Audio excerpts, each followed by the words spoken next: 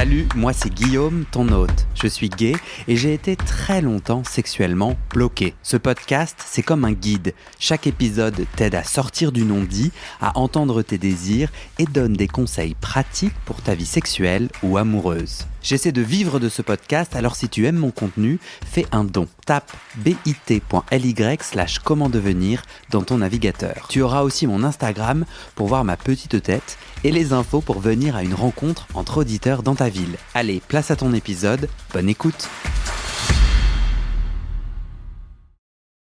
Bienvenue sur la hotline de ce podcast. On a tous des questions super intimes qu'on n'arrive pas à poser à notre médecin.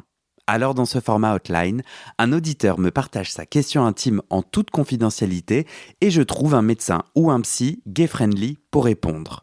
Tu peux soumettre ta question par écrit ou via un message vocal en allant sur le site du podcast BIT, c'est bit sans E, bit.ly/comment devenir, onglet témoigner. Bonne écoute. Salut Guillaume, j'ai eu un plan sus récemment avec un mec qui prenait du poppers. Je suis contre les drogues et en même temps je n'avais pas envie de le couper dans son plaisir. Je me demandais s'il existait un risque lorsque le mec te suce ou te pénètre s'il prend du poppers.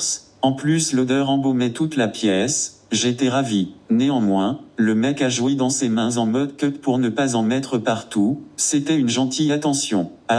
Emoji visage pleurant de joie. Thomas. Salut Guillaume, c'est Thomas Grunemwald, le médecin du 190. J'ai bien reçu la question que tu m'as envoyée, que tu m'as transférée d'une personne qui s'interroge sur le poppers. Je crois que le poppers en lui-même mériterait un épisode à part entière, mais je vais apporter quelques premiers éléments de réponse à sa question. Il a rencontré une personne qui a pris du poppers lors du rapport sexuel qu'ils ont eu ensemble et il s'inquiétait pour sa santé. Alors, le poppers, c'est une substance chimique qui a des effets dont on pourra parler plus longuement et qui a des effets positifs pendant le sexe pour certaines personnes, mais aussi potentiellement négatifs, notamment au niveau oculaire, au niveau cérébral. Et puis, ça peut aussi brûler les muqueuses, la peau. Donc, c'est pas anodin.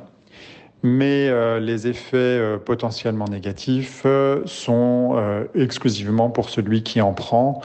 Et même si quelqu'un qui n'en prend pas se retrouve dans une pièce où une bouteille de poppers est ouverte, il n'y a vraiment aucun risque parce que même si on sent l'odeur, la quantité inhalée est trop faible pour avoir un quelconque effet sur la personne qui n'en prend pas directement, c'est-à-dire qui n'inhale pas le poppers directement au flacon.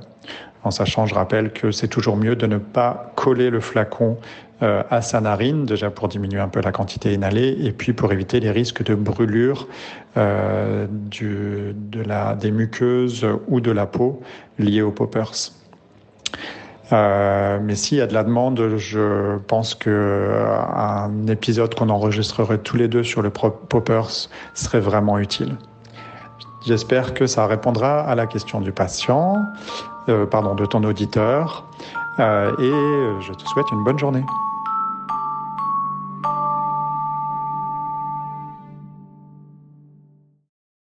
Et c'est la fin de cet épisode.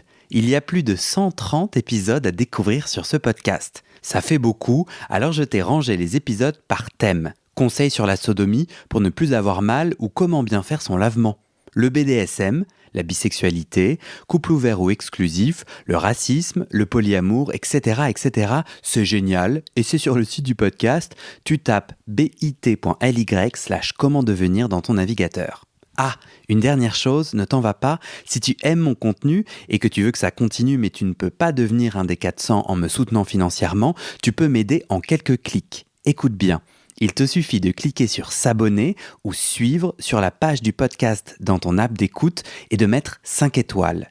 Ces petits clics qui te prennent 5 secondes, ça fait vraiment une grosse différence pour le futur du podcast. L'algorithme se met à pousser automatiquement le podcast à plus de gens. Ça me permet alors de trouver les prochains témoignages et des potentiels futurs donateurs, donatrices. Et j'ai pas beaucoup de temps pour arriver à l'équilibre financier. Tant que j'ai pas trouvé 400 personnes qui donnent chaque mois, je dois utiliser mes économies et ça ne va pas pouvoir durer. D'ailleurs, pour devenir un ou une des 400 et faire un don pour que le podcast continue, va sur le site du podcast. C'est toujours le même lien, bit.ly/comment devenir. Merci pour ton aide et à très bientôt dans tes oreilles.